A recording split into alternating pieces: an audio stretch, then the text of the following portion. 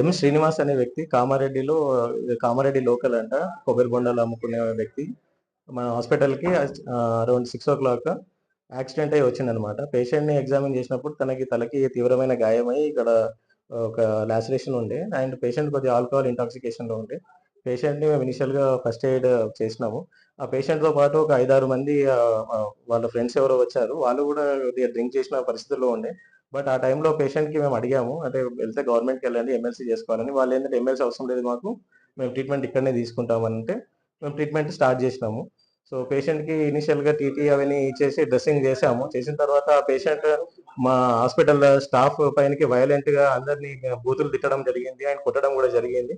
So పేషెంట్ని మేము ఎంత మందలించినా వినట్లేదు. ఆయనతో పాటు వాళ్ళ అటెండెన్స్ కూడా ర్యాష్గా ప్రవర్తించడం జరిగింది. మా మీదకి దురుసుగా మాట్లాడడము, చెడు సార్ వాళ్ళే